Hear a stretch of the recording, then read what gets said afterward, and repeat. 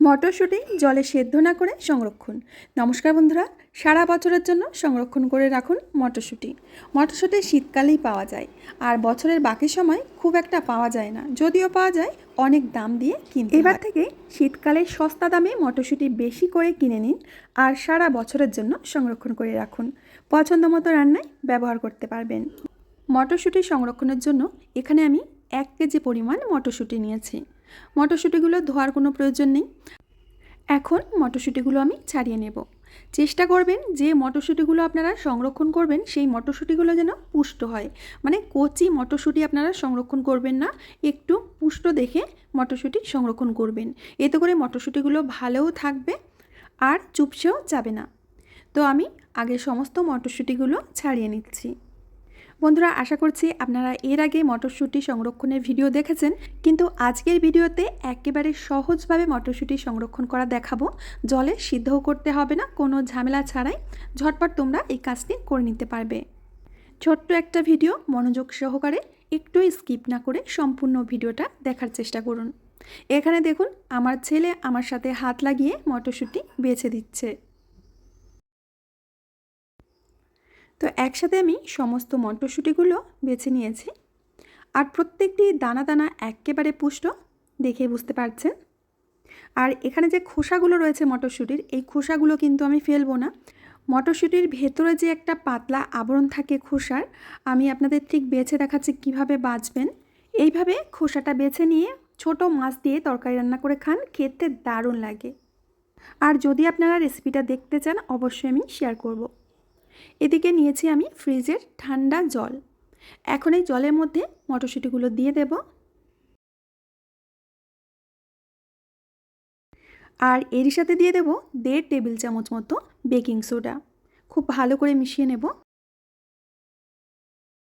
আপনারা ফ্রোজেন করা মটরশুঁটি যদি খেয়ে থাকেন, দেখবেন যে মটরশুঁটিটা গলতে চায় না, একটা কচকচে ভাব থাকে।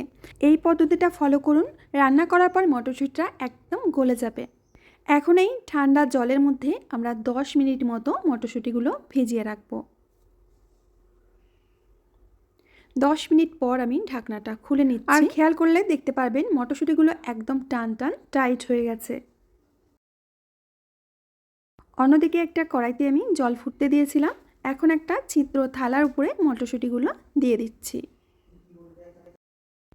এখন এই শুঁটিগুলোকে ভাপিয়ে নেব আমরা 10 মিনিট। ঢাকনা চাপা দিয়ে মোটামুটি 8 থেকে 10 মিনিট ভাপিয়ে নেব। 10 মিনিট পর আমি ঢাকনাটা খুলে দেখাচ্ছি। মটরশুঁটিগুলো কিন্তু আগের তুলনায় অনেক বেশি পরিমাণে সবুজ হয়ে গেছে। জলে সিদ্ধ না করে এইভাবে ভাপিয়ে নিলে মটরশুঁটির স্বাদ আর গন্ধ দুটোই কিন্তু বজায় থাকে। এখন একটা পাত্রের মধ্যে জল নিয়ে তার মধ্যে কয়েক টুকরো বরফ দিয়ে দেব, আর সিদ্ধ করা মটরশুঁটিগুলো দিয়ে দেব। এখন এই বরফ জলের মধ্যে কিছুক্ষণ আমরা ডুবিয়ে রাখবো, মোটামুটি 5 থেকে 6 মিনিট, যতক্ষণ না মটরশুঁটিগুলো ঠান্ডা হয়ে যাচ্ছে।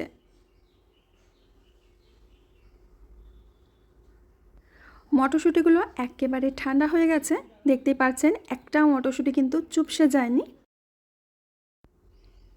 এখন আমাদের পরবর্তী কাজ হলো, একটা সুতির কাপড় লাগবে। আপনারা যে কোনো একটা সুতির কাপড় নিয়ে নেবেন। এখন জল ঝরানো মটরশুঁটিগুলো সুতির কাপড়ের উপরে আমি ঢেলে দিচ্ছি, আর এইভাবে মটরশুঁটিগুলো বিছিয়ে আমরা জলটা টানিয়ে নেব। যদি আপনারা দেখেন যে কাপড়ে রেখেছেন সেই কাপড়টা ভিজে গেছে, তাহলে কাপড়টা বদলে অন্য একটা কাপড় দিয়ে দেবেন। তো এইভাবে রেখে দিতে হবে 4 থেকে 5 ঘন্টা। এখানে দেখুন আমি কাপড়টা বদলে দিয়েছি, কারণ কাপড়টা একদম ভিজে গেছিলো, এর জন্য আমি পাল্টে দিয়েছি। আর মটরশুঁটিগুলো কত সুন্দর জল টেনে গেছে, গায়ে কিন্তু একটুও জল নেই, আর প্রত্যেকটা মটর কিন্তু গোল গোলই রয়েছে, আর সুন্দর একটা কালার এসেছে। এখন এই কড়াইশুঁটিগুলো আমরা একটা বাটির মধ্যে ঢেলে নেব।